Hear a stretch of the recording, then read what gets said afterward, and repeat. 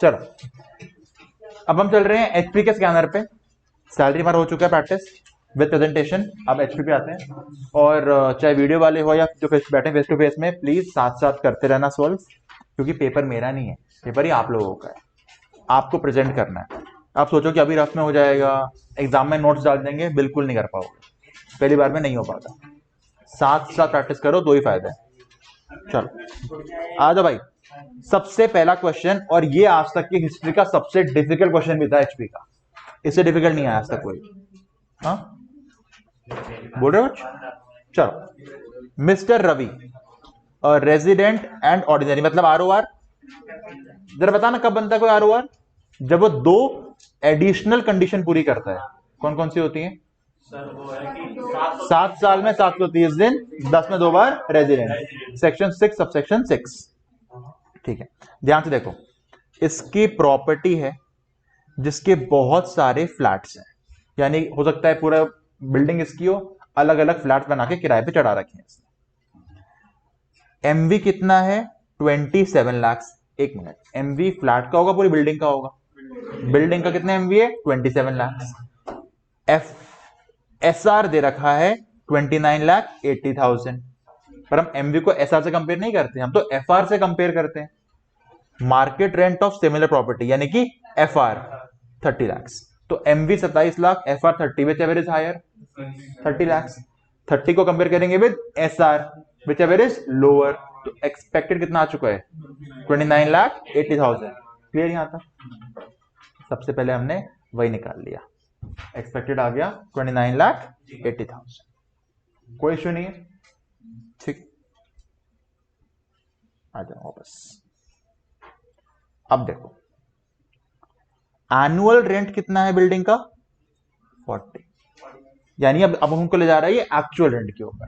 Actual है 40 लाख, पर क्या रहा है 40 में से ना 10 लाख ऐसा है जो डिफरेंट एमिनिटीज का प्रोवाइडेड है, मतलब हो सकता है लिफ्ट का हो, वॉचमैन का हो, एसी वगैरह का हो। और मैं आपको बताया था इसे कहते हैं कॉम्पोजिट रेंट।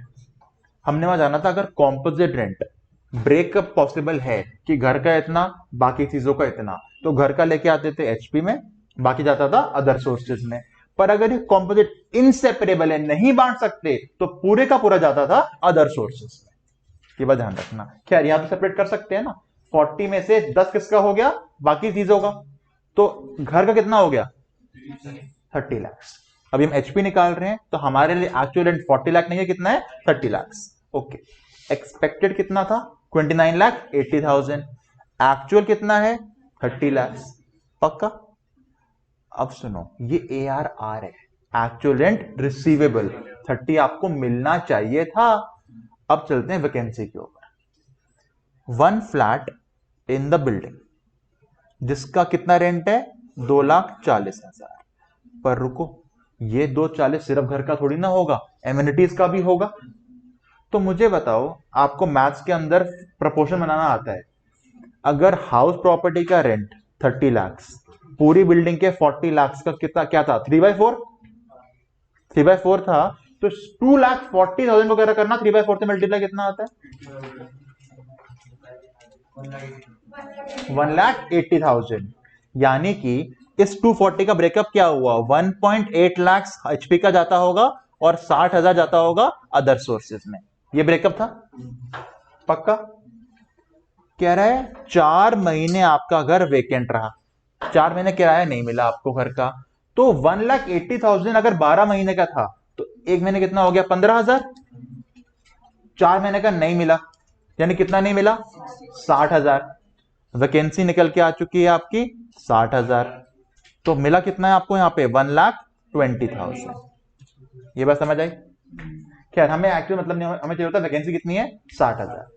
अच्छा अब सुनो, हम वैकेंसी में क्या करते थे? हम लोग वैकेंसी में हम देखते थे क्या एक्सपेक्टेड रेंट आज के एक्चुअल रेंट से ज्यादा है, अगर हां तो हम एक्सपेक्टेड कंपेयर करते थे एक्चुअल रेंट रिसीवेबल 12 महीने से कंपेयर करते थे।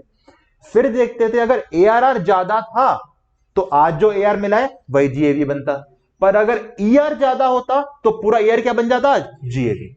खैर वैकेंसी को भूल जाओ। एक्चुअल एंड रिसीवेबल आपने निकाला 30 लाख, एक्सपेक्टेड था 29,80,000, कौन जीता? ARR। तो आज जितना भी आपको मिला है वही क्या बनेगा आपका? GAV। 30 मिला नहीं है आपको, कितना नहीं मिला आपको? 60,000। कितना नहीं मिला? 60। तो कितना मिला आपको? 30 लाख में से हटाओ वैकेंसी, कितना मिला? 29,40,000। ये बन गया आपका GAV। पर भाई ओरली थोड़ी प्रेजेंट करेंगे, हम तो प्रेजेंट करना पड़ेगा। तो आपकी लाइफ का पहला क्वेश्चन जहां पे GAV ही नोट नंबर से निकल के आएगा। देखो हमने बनाया, पूरा फॉर्मेट बनाया ऊपर कि क्या निकाल रहे हैं, HP इनकम, AY 32 के लिए amount particulars, GAV note number 1। आओ चलते हैं नोट नंबर 1 पे। देखो भाई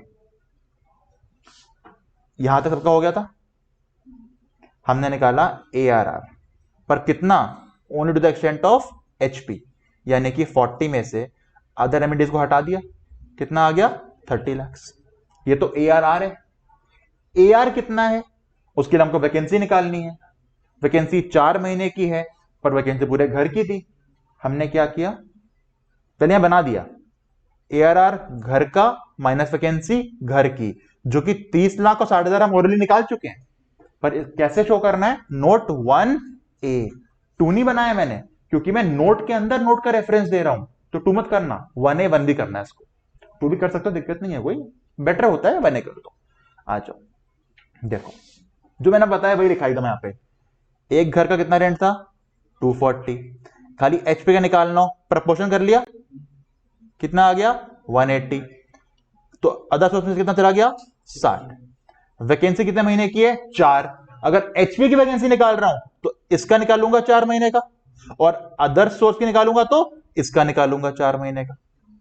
पॉइंट समझ आ रहे सबको? पक्का? वैकेंसी आ गई 60,000, उसे मैंने माइनस कर दिया, 2940 आ गया। पर अभी तक हमने ये नहीं बताया एग्जामिनर को कि हमने, चलो हाँ चलो AR आ गया, AR आ गया। अब मेरे पास 3 चीज आ चुकी हैं, AR आ चुका है, ARR आ चुका है और AR आ चुका है। अब हमें कंपेयर करना होता है GAV के लिए कि क्या बनाऊं GAV, ER और AR का हायर बनाऊं या ER और ARR का हायर बनाऊं। तो इसके लिए हम चलेगा यहां पे नोट 1B। ER कितना है? 2980। ARR कितना था? 30। AR कितना था? 2940। ER ज्यादा है AR से, पर क्यों? वैकेंसी की वजह से। कैसे पता लगा? क्योंकि वरना ARR हमारा ज्यादा था। तो GAV क्या बन गया आज का? AR 29,40,000। समझ आया क्वेश्चन? देखो कितना लंबा जा रहा है, नोट्स के नोट्स जा रहे हैं, पर ऐसे ही करना पड़ेगा, और कोई वे नहीं है इसका तो प्रेजेंट करने का। इसको पक्का क्लियर है? GAV आ गया, अब सिंपल है क्वेश्चन, अब कोई दिक्कत ही नहीं है। GAV आ गया, हम इसको ले गए ऊपर, ठीक है। आगे चलते हैं। म्यूनिसिपल टैक्सेस कितने पे करें? 4 लाख, पर 10% रिबेट मिल गया, गवर्नमेंट ने आपको 10% डिस्काउंट दे दिया, तो कितने पे करे होंगे आपने? 4 लाख माइनस 10% कितना आता है? 3,60,000। ठीक है। पुराने कोई टैक्सेस थे 22-23 के, 1,40,000 के, वो भी इस साल पे करे, हम अलाउ कर देते। पर कह रहा है उस 1,40,000 में से ना, क्योंकि लेट जमा किया, इंटरेस्ट था 25,000 का, इंटरेस्ट तो नहीं होगा माइनस, तो 1,40,000 में से हटाओ इंटरेस्ट को 25,000 को, कितना बचता है? 1,15 पुराना पे किया, 3,60 करंट पे किया, कितना हो गया टोटल? 4,75,000। अब ये आपकी मर्जी है, चाहो तो यही दिखा दो ऐड प्लस माइनस करके, या मेरी तरह नोट बना दो। नोट ईयर है, छोटा सा नोट आपका, बस करंट ईयर का माइनस द रिबेट, पुराना माइनस द इंटरेस्ट, नेट। ये आपके ऊपर है, पर आपको दिखाना पड़ेगा कैसे पहुंचे 475 पे आप। पक्का समझ आ गया पॉइंट ये? ठीक है, आगे चलते हैं। ठीक है, ये आ चुका है, एनएवी पहुंच गए, माइनस किया 24 है, जो क्या होता है एनएवी का? 30%। 24 के बारे में कुछ नहीं बताया क्वेश्चन ने, पर डालना पड़ेगा फॉर्मेट में। ने लिख दिया, एचपी निकल चुका है 1,725,500। आपको दिक्कत नहीं क्वेश्चन के अंदर? पक्का? अब मुझे बताओ सर, ये खर्चे दे रखे हैं, lift maintenance expenses, salary to staff जो रेंट कलेक्ट करने जा रहा था, ये खर्चे माइनस करते ही नहीं एचपी में, क्यों नहीं माइनस करते हैं? 24A ले लेते हैं, 30% एनएवी का। अब निकालते हैं अदर सोर्सेज की इनकम। बताओ अदर सोर्स में आपको इनकम मिली कितनी है? 10 लाख रुपए ऊपर ही करा बाइफरकेट, पर 10 में से कुछ वैकेंसी भी थी, 4 महीने वैकेंसी थी। कितना अमाउंट था वैकेंसी का? 20,000 निकाला था हमने ऊपर। यानी मिला कितना है आपको 9,80,000। पहले 10 लिखा, 20 माइनस कर दिया। नोट का रेफरेंस दे सकते हैं, ऑलरेडी निकाल चुके हैं वैकेंसी। 980 आया। अब बाकी खर्चे माइनस करते हैं। चलो देखो, लिफ्ट मेंटेनेंस खर्चे कितने पे करे आपने? 2। देखो लिफ्ट मेंटेनेंस का एचपी से लिंक ही नहीं है कोई, पूरा पूरा 10 उसका ही रेंट है वो। तो क्यों लिंक नहीं है? लिफ्ट की इनकम ही हम नहीं लेते एचपी के अंदर, तो खर्चे को लेंगे। ये पूरे खर्चे किसके हो गए? अदर सोर्सेस के। यानी यहां पे प्रपोर्शन नहीं करना आपको कोई। पर ये कह रहा है 30,000 आपने कैश में पे कर दिए। 40A3 याद है पीजीपी वाला, एक दिन में 10,000 से ऊपर सेम लगता था सोर्स के अंदर, यानी 30 हो जाएगा डिसअलाउ। कितना खर्चा माइनस कर सकते हैं? 2,10,000। 2,10 माइनस होगा ना, ये समझ आया पॉइंट? 210 हो गया माइनस। उसके बाद आपने एक स्टाफ रखा हुआ है जो रेंट वगैरह कलेक्ट करके लाता है। कितना पे किया आपने इसको? 88,000। पर रुको, ये कितना रेंट लाता होगा? 10 लाख की पूरा 40 लाख रेंट तो पूरा लाके देगा आपको ये। यहां पे इनकम टैक्स ने आपको रोक दिया। उन्होंने बोला भाई साहब लिफ्ट पूरा खर्चा द सोर्स का था, पर ये सैलरी टू स्टाफ जो रेंट ला रहा है ना, ये रेंट सिर्फ 10 लाख नहीं लाके दे रहा था सोर्स का, ये पूरा 40 लाख लाके दे रहा है। तो हम पूरा क्यों अलाउ कर रहे थे सोर्स में आपको? हम बनाएंगे प्रपोर्शन इसका। 88,000 इंटू 1/4। 3 मत करना, 3 तो एचपी था। कितना आएगा ये? कितना आएगा? 22,000। सर बाकी 66 हमने माइनस नहीं किया एचपी के अंदर, नहीं करते, 24 ही मिल जाता है हमको, वहां खर्चे माइनस करते ही नहीं। पॉइंट समझ आ गया ये? बस माइनस किया, हमारा आ चुका था सोर्सेज 7,48,000। एचपी इतना आया था, ये इतना आया, दोनों को जोड़ा, जीटीआई रिडक्शंस है नहीं क्वेश्चन में, ये आ गया हमारा टोटल इनकम। क्वेश्चन समझ आया? ये आज तक का सबसे डिफिकल्ट क्वेश्चन था एचपी का। पक्का क्लियर है? किसी को भी डाउट इसके अंदर कोई? श्योर हो? ठीक है, स्कैनर लाओ, एक बार रीड करो क्वेश्चन को, फिर आगे चलते हैं। जल्दी रीड कर लो एक बार। December 21 6 marks. और हाँ एक बार ध्यान रखना है, December 21 के बाद क्वेश्चन आया नहीं एचपी का आज कोई सीएम में। कितने निकल गए अटेम्प्ट? 2/22 के, 2/23 के, 4 अटेम्प्ट निकल चुके हैं। यानी इस बार क्वेश्चन आने के चांसेस 99% हो चुके हैं। भाई एक हेड है आपका, कोई छोटा चैप्टर नहीं है ये, 5 हेड्स का एक हेड है, 4 अटेम्प्ट से नहीं आए, बहुत चांसेस बार आ जाए क्वेश्चन उठ के इसका। इस बार रेडी रहना इसके लिए।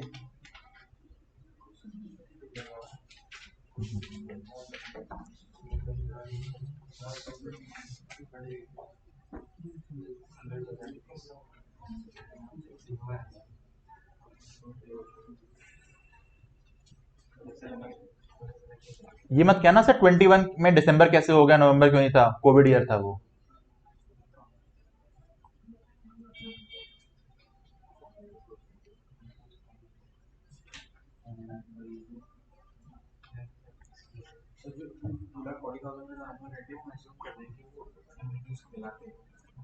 देखो अगर पूरा घर का रेंट ही 30 लाख जो 40 मिला है वो एमिनिटीज को मिला के है, तो एक घर का भी मिला के होगा ना भाई।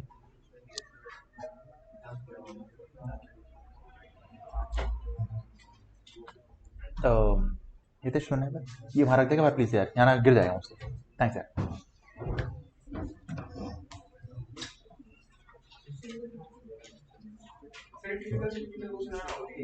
हाँ इससे डिफिकल्ट नहीं बन सकता क्वेश्चन कोई।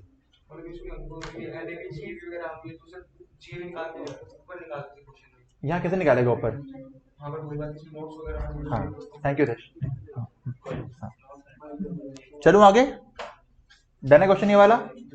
देखो इस क्वेश्चन में ना आप रटना मत आंसर को, हमने विद लॉजिक करा है इस क्वेश्चन को अच्छे से, पर प्लीज नोट जैसे बनाए वैसे बनाना, क्योंकि इसने आपको दिखाना है कर करके इस क्वेश्चन के अंदर। चलूं आगे, चलो। बाकी पता है एचपी ऐसा एक हेड है जिसमें नोट बनते नहीं है। क्या बनाओगे उसके अंदर नोट्स आप? हद से क्या बना दोगे? 24B का बना दोगे नोट, ए बना दोगे म्यूनिसिपल टैक्सेस का, और नोट होते नहीं इसके अंदर कोई। पर ये ऐसा क्वेश्चन है इसमें नोट्स बनते हैं, इसे मत छोड़ना। चलो आ जाओ हम चलते हैं आगे। अगला क्वेश्चन, सीए इंटर नवंबर 18 7 मार्क्स। ठीक है, ये मेरा फाइनल का अटेम्प्ट था साल नवंबर 18। चलो क्या? हाँ मेरा फाइनल था नवंबर 18 में जब ये इंटर था। ये देखो मिसेस दिशा खन्ना, दिशा मिसेस हो गई पूर्व। खन्ना कौन है? तेरे दोस्त है खन्ना कोई? यादव शादी करते खन्ना से? Owns a house property eight Bhiwani in Haryana. Okay, MB कितना है 7.5 लाख, एफआर 630, एसआर 720, कितना हो गया एक्सपेक्टेड? लखू एक्सपेक्टेड 720 कैसे आया? एमबीएफआर का हायर 750, लोअर 720 आ गया expected. Okay, property was let out for ₹75,000 per month. कब से कब तक? अप्रैल से दिसंबर। रुक जाओ, उसने ना दिसंबर तक की किराए पे चढ़ाई प्रॉपर्टी, उसके बाद हमें लग रहा है हो सकता है वैकेंसी हो, पर कह रहा है दिशा खुद घर में रहने आ गई, यानी वैकेंसी नहीं है, ये सेल्फ ऑक्यूपाई हो चुका है। यानी इसमें हम याद है हम वैकेंसी नहीं देखते, सिंपल जितने महीना का मिला एक्चुअल उसे पूरे एक्सपेक्टेड से कंपेयर करते हैं, जो ज्यादा हो बन जाता सीधा जीएबी, लैंग्वेज नहीं बढ़ेगी। और पता है ditto same question figure change मेरी बुक में भी है, मैं दिखाता हूं अभी आपको।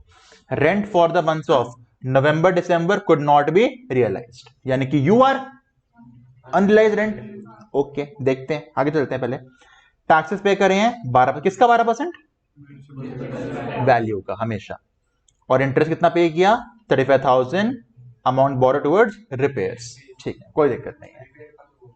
रुको रुको, तो मैं चीज दिखाता हूं। तो देखो देखो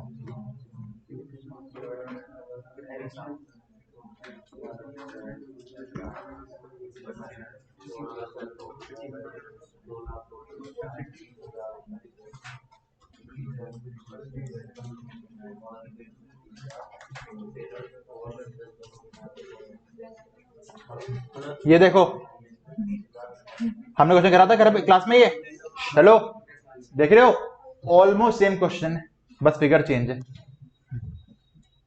देख लो, हाँ ऑलमोस्ट सिमिलर क्वेश्चन है ये, और मैं आज से नहीं करा रहा, ये कितने अटेम्प्ट से करा रहा हूं। देख लो, उन्होंने उठा रखा, सेम क्वेश्चन उठा रखा ऑलमोस्ट। अच्छा चलते हैं वापस। खैर आओ, ईआर निकाल चुके हो, अब चलते हैं एआर के ऊपर। एआर में पहले बताओ एआरआर कितना होता? 75,000 इंटू 12 या 9? 6,75,000, 6,75,000। ठीक है जी, कोई इश्यू नहीं है। अब ये कह रहा है भाई हमारा कि मुझे ना 2 महीने का रेंट नहीं मिला, यूआर है। तो हम यूआर में क्या करते थे, अगर रूल 4 सेटिस्फाई हो जाए तो जीएवी बनता था ईआर और AR whichever is higher. Rule 4 पूरा ना हो पाए तो ईआर और AR are whichever is higher. Rule 4 की 4 कंडीशन क्या आती है? Tenancy is bona fide, defaulting tenant किसी और प्रॉपर्टी में नहीं रहता, आपने लीगल एक्शन लिया हो या स्टेप्स उसको निकालने के स्टार्ट कर दिए हैं, टेनेंसी बोनाफाइड है, very good. But defaulting tenant was in the occupation other property, कहीं और रहता है, रूल 4 पूरा नहीं हुआ, तो जीएवी क्या बनेगा? 9 महीने का एआरआर विद 12 महीने का ईआर, यानी आंसर आएगा 7,20,000। 7,20,000 ये बन गया आपका जीएवी। यहां तक कोई दिक्कत? Yes sir?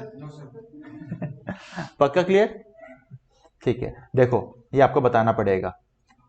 हमने पहले एआर निकाल दिया, आप चाहो तो मत निकालो, यूआर माइनस मत करो, खाली नोट लिख दो कि क्यों यूआर निकाल के दिखाएं जब पता है रूल रेटिफाई नहीं हो रहा। ये तो देखो, मैं तो टीचर हूं, दिखा रहा हूं कैसे निकालते हैं, आप मत दिखाओ, बिल्कुल मत दिखाओ, ये पर नोट डालना पड़ेगा आपको, बताना रूल पर रेटिफाई नहीं हो रहा। पक्का क्लियर? अच्छा, उसके बाद हमने वैकेंसी निकाली, वैकेंसी नहीं निकाली इसमें, नहीं क्यों? क्योंकि घर में खुद रहने आ गए, तो लिखना पड़ेगा क्योंकि सेल्फ ऑक्यूपाई कर लिया, इसे बेनिफिट वैकेंसी का नहीं मिलेगा, तो जीवी कैसे निकाला? Comparing ER of 12 months and ER of 9 months. ये जरूरी नोट है आपके यहां पे। पक्का क्लियर है? ठीक है जी, अब तो क्वेश्चन में कुछ है ही नहीं, जीएबी आ चुका है। अब सीधे बताओ टैक्सेस 12% किसका होता है? 12% एमवी का, 750 का 12%, हाँ 90,000। अब पता है बच्चे दिमाग चलाएंगे, 9 महीने का रेंट मिला था, टैक्सेस 9 मंथ के होते माइनस? नहीं, पूरे साल के होते हैं माइनस। 90 हो गया माइनस कर दिया, एनएवी आ गया 630, 24A इसका 30%, 24B रुक जाओ लखेरा भाई साहब, 35,000 का पे किया इंटरेस्ट 24B का, दिख रहा है 35,000, रिपेयर वाला है तो कितना माइनस करेंगे, 30,000 की पूरा 35, हाई लिखे रहा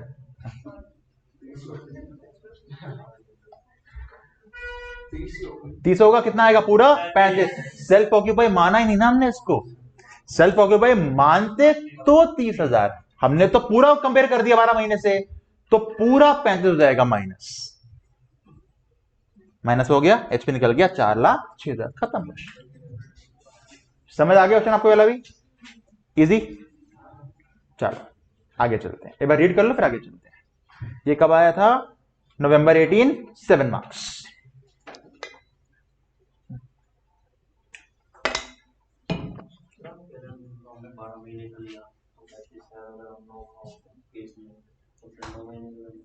म्युनिसिपल टैक्स 12 वाले ही माइनस होते हैं। रिपेयर हम 30,000 तब करते अगर पूरे 12 महीने सेल्फ ऑक्यूपाई रहता, तो एक दिन भी किराए पे चढ़ गया ना तो नहीं मानते सेल्फ ऑक्यूपाई। अब सेल्फ ऑक्यूपाई मतलब पूरे 12 महीने मैं घर पे रहा हूं, मैं किराए पे नहीं चढ़ाया, एक दिन भी किराए पे चढ़ गया ना, अब सेल्फ ऑक्यूपाई मानते ही नहीं है। हाँ। चलूं आगे या रीड करना एक बार कर लो।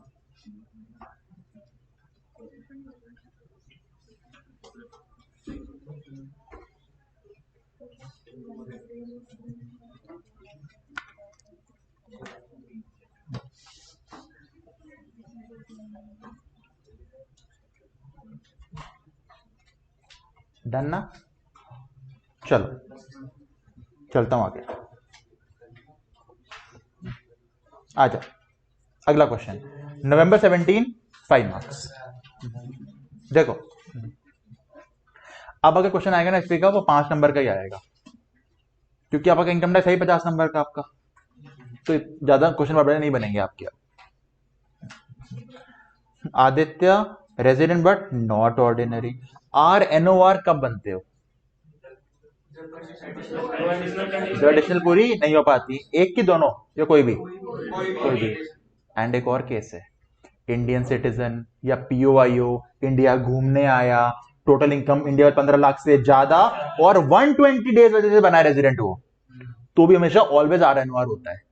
याद है पॉइंट, भूल चुके पॉइंट ये याद रखना, 120 डेज की वजह से बनता है अगर, तो ऑलवेज आर एनओआर। ये क्वेश्चन आ सकता है एग्जाम में इस बार, आर एनओआर का। आरएस क्वेश्चन इस बार पक्का आएगा एग्जाम में, क्योंकि लीप ईयर है, और लीप ईयर होता है वो घुमाते शिप के अंदर है आपको, शिप वाले क्वेश्चन में जानबूझ के, क्योंकि शिप में शिप डेज निकालते हैं फिर माइनस करते हैं 366 से, ध्यान रखना इस बार लीप ईयर है, क्वेश्चन आएगा।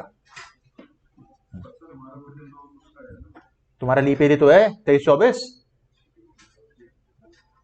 ध्यान रखना बेटा, 4 साल में एक बार आएगा आरएस, पक्का आएगा आरएस।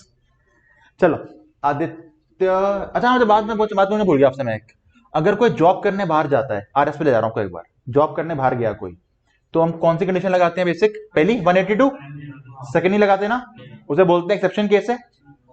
अब क्वेश्चन कंफ्यूज कैसे करेगा आपको, क्वेश्चन बोलेगा एक इंसान अपूर्व 2021-22 में 140 डेज इंडिया में रहा और चला गया जॉब करने के लिए ऑस्ट्रेलिया, क्या बन चुका सर वो, नॉन रेजिडेंट, क्योंकि 180 पूरा नहीं हुआ।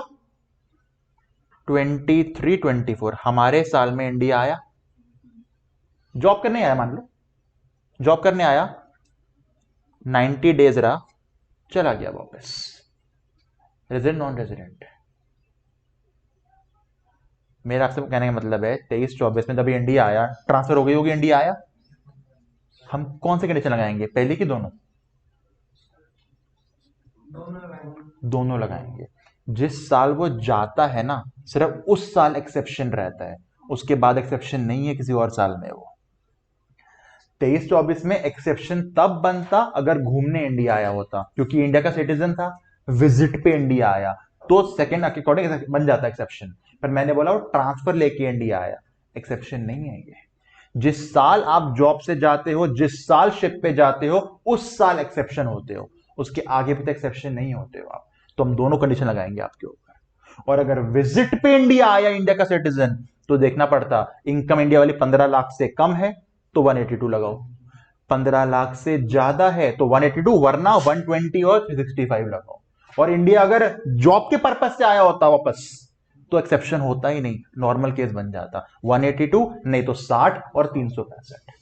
ये बात ध्यान रखना आरएस के अंदर, जिस साल जाता है सिर्फ उस साल एक्सेप्शन होता है, उसके आगे पीछे नहीं होता एक्सेप्शन। ठीक है, आ जाओ वापस। आदित्य जो कि RNOR है, ठीक है जी। तो कितना प्यारा क्वेश्चन बना ये, RNOR है, 2 घर है भाई साहब के पास, एक है दुबई में एक है मुंबई में। खैर RNOR दुबई के पैसे पे यहां टैक्स पे करेगा नहीं करेगा? नहीं करेगा, पर एंटायर रेंट इंडिया में रिसीव हुआ है तो करेगा, क्योंकि इंडियन इनकम किसे मानते हैं, या तो यहाँ पे अक्रूअराइज होता है या फिर यहाँ पे रिसीव होता है। फंस गया। पता है अगर ये कहते था, अगर एंटायर रेंट की बात ही नहीं होती तुम निकालते ही नहीं दुबई वाला क्वेश्चन, यहाँ पे सॉल्व करते ही नहीं, बाहर की इनकम है भाई, RNOR नहीं टैक्स पे करता। पर इसी क्वेश्चन को अगर ट्रिकी बनाना चाहे ना तो वो ये काट देंगे, खाली बोलेंगे रेजिडेंट, यानी कौन सा ROR, फिर तो कहीं भी मिले टैक्सेबल करना पड़ता आपको। या फिर आपको और पागल बनाना हो, ऐसे ही छोड़ देंगे इसको, बिल्कुल सोचेंगे बच्चा स्कैनर करके आया है, बस ये लाइन हटा देंगे यहां से। अब दुबई में घर है किराए पे, अजम्पशन क्या है, रेंट कहां मिल रहा होगा वहां, आपको दुबई निकालना ही नहीं है क्वेश्चन में। आप दुबई निकालोगे, दोनों को जोड़ोगे, वहां से आंसर भी गलत होगा, टाइम भी खराब होगा। इसलिए लैंग्वेज पकड़ना क्वेश्चन की। स्कैनर क्वेश्चन अगर एग्जाम में आते हैं ना तो मार्क्स मिलने से ज्यादा कटने का डर होता है, हमें लगता है अरे करा हुआ है जल्दी कर लेते हैं, एक वर्ड घुमाएगा बस, वो एक लाइन काट देगा या फिर एंटायर रेंट इज नॉट कर देगा, खत्म। तभी सहमत हो गई लैंग्वेज। अगर क्वेश्चन आपको एग्जाम में कोई भी ऐसा मिल जाए ना करा हुआ है, उसे 2 बार रीड करना, क्योंकि उसमें ना आपको आंसर आता है माइंड में, आप जल्दीबाजी में करने बैठ जाओगे। मेरे साथ हो चुका है इंटर के अंदर, मेरे साथ ये हमने क्वेश्चन सॉल्व किया था, मुझे याद क्वेश्चन याद है, वो क्वेश्चन था पीजीबीपी का। मुझे एक फिगर याद थी कि इसका आंसर निकलता है 75 लाख, मुझे अच्छे से याद था, पूरा मैच करके आया विद फॉर्मेट, बस एक गलती छूट गई। उसने क्या किया था, तब ना कैश पेमेंट जो लिमिट होती है, आज 10,000 पर डे लिमिट है ना, तब 20,000 लिमिट थी। उसने जब मैंने बुक में सोल्व किया था क्वेश्चन, बुक में खर्चा दे रखा था 12,000 का, अब 12,000 खर्चा क्या होता, अलाउ हो जाता उस साल, उन्होंने उसे 22 कर दिया था। मैंने घर आके देखा 22 दिख गया, मुझे एग्जाम में दिखा नहीं 22 मेरे को, क्योंकि मेरे मन में था क्वेश्चन करा हुआ है मैंने तो पूरा ये। इसलिए जो क्वेश्चन आपको एग्जाम में दिख जाए करा हुआ, उसे 2 बार पढ़ना, पक्का मिस्टेक्स होती हैं उसमें, मतलब चेंज करा होता है हमेशा। देखो आ जाओ, दुबई में किराए पे चढ़ा रखा है, पहली बार दुबई में हो यहाँ फर्क नहीं पड़ता, जैसे यहाँ निकालते हैं वैसे वहां निकालते हैं, बिल्कुल सेम, करेंसी कन्वर्ट करना पड़ता है। वहां की DHS कितना है, 20,000 पर मंथ, साल का हो गया 2,40,000 इंटू 18 करना, रुपीज में कन्वर्ट करना कितना होता है, 240 इंटू 18, 43,20,000, ये हो गया वहां का एक्चुअल रेंट। वहां पे करा है प्रॉपर्टी टैक्स, सीवरेज टैक्स, और हमको पता है म्युनिसिपल टैक्स दोनों का मिला के होता है। 2500 प्लस 1500 कितना हो गया, 4,000 इंटू 18, करेंसी कन्वर्ट करो कितना हो गया, 72,000 लैक्स, हाँ सर 1,000, ठीक है। AR था, MV है नहीं, FR है नहीं, SR है नहीं, वही बन जाएगा GAV, माइनस करो टैक्स से कितना आ गया NAV, ये आ रहा है 42 48 आ रहा है, बोल ही नहीं रहे हो, 24 या माइनस कर दो NAV का, आ गया 24 भी है नहीं, नील निकल गया 29,70,600। कोई इश्यू नहीं, नॉर्मल क्वेश्चन सॉल्व कर दिया हमने। अब आ जाओ, अब बात करते हैं इसके मुंबई वाले घर की। वो कैसा है, self occupied. Okay, self occupied में इंटरेस्ट मिलेगा या तो 2 लाख का या फिर 30,000। 1499 के बाद है, लोन लेने वाले साल के 5 साल में घर बन गया हो और सर्टिफिकेट ले रखा हो इंटरेस्ट का, तो लिमिट 2 लाख की, वरना लिमिट 30 की। अच्छा एक और पॉइंट है, लोन ले रखा हो कंस्ट्रक्शन या एक्विजिशन के लिए, रिपेयर वगैरह के लिए है तो 30,000। ओके, 25 का लोन लिया था कब, 1 जून 2020 को। ओके, 1 जून 20 को लिया था 12% के हिसाब से, घर बन के तैयार हो गया 31 मई 2022, यानी PCP रहा होगा 31 मार्च 2022 तक, यानी आपका प्री कंस्ट्रक्शन पीरियड स्टार्ट हुआ है 1 जून 20 से लेके 31 मार्च 22 तक। कितने महीने हो गए, यहां पे 10, यहां पे 12, टोटल 22 महीने। समझ आया, 25 लाख का लोन, 1 साल का इंटरेस्ट हो गया कितना, 12% के हिसाब से 3 लाख, निकालो 22 महीने का, 3 लाख डिवाइड बाय 12 इंटू 22, 5,50,000। ये हो गया टोटल प्री का इंटरेस्ट। हमें तो मिलेगा 1/5, कितना 1/10। करंट ईयर में तो पूरा मिल जाएगा, कितना 3 लाख, दोनों को जोड़ो 4,10,000। पर चार्जेस पूरा नहीं मिल पाएगा ना, सेल्फ ऑक्यूपाई है, कितना मिलेगा 2 लाख। पर और कंडीशन देख लेते हैं ना एक बार, क्या पता कंडीशन पूरी ना हो रही हो, 30 निकालना पड़ जाए। देख लेते हैं। लोन कब लिया था? 1 जून 2020 को। घर बन के तैयार हो गया 22 में। लोन 99 के बाद 5 साल में घर भी बन गया, और लोन लिया है घर को बनाने के लिए, कंडीशन पूरी, यानी कितना आएगा 2 लाख। ठीक है जी। कह रहा है इसका प्रॉपर्टी टैक्स, म्युनिसिपल टैक्स पे किया था, हम लेते ही नहीं है सेल्फ ऑक्यूपाइड में। तो याद है MV0, FR0, SR0, ER0, AR0, GAV0, tax 0, NAV0, section 23 subsection 2। देखो सीधा 23 के 2 में 0। मैंने कहा था 23-2 याद ना हो तो पूरा बनाना पड़ेगा, MVFR पूरा सर पूरा। क्या है 30% 0, ये कितना आ गया 2 लाख। करके पूरा दिखाना पड़ेगा, लेकिन आपको एक बार नोट का रेफरेंस दे दिया कैसे निकाला आपने। ये आ गया माइनस का 2 लाख, यहां -2, वहां +29,7600, दोनों को जोड़ दो, आंसर आ गया 27,73,600। खत्म हो गया सब कुछ। समझ आ गया? अब सुनो, इस क्वेश्चन में ट्रिक क्या क्या बन सकती है मैंने बता दिया आपको। पहली ट्रिक क्या बन सकती है, ROR बोल देगा, फिर कहेगा रेंट वहां मिला है, कोई फर्क नहीं पड़ेगा, हम टैक्सेबल करेंगे। सेकंड ट्रिक क्या बन सकती है, क्वेश्चन RNOR का ही रहेगा, बस बोल देगा रेंट वहां मिला है, तो दुबई को सॉल्व भी नहीं करेंगे हम लोग।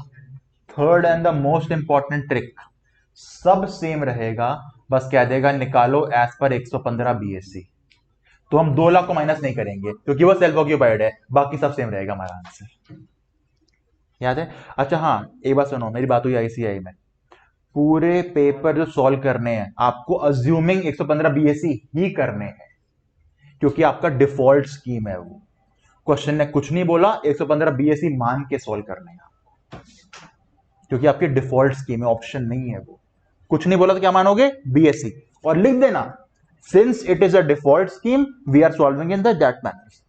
या तो क्वेश्चन बोल दे आपको, मत अज्यूम करो तो अलग बात है, वरना मान के चलना BSc लेना है आपको, बिल्कुल ध्यान रखना बात, ये डिफॉल्ट स्कीम है आपकी। क्वेश्चन नहीं बोलेगा किसमें सॉल्व करेंगे, BSc वाले। हाँ, क्योंकि पता है वो क्वेश्चन हिल जाएगा इससे, वरना अगर आपने नहीं करा तो। कुछ मतलब क्या बोलेगा, solve using the default scheme, BSc। कुछ नहीं बोला BSc, अब बोला आप जाओ ओल्ड रिजीम में, तो ठीक है नहीं करना फॉलो BSc।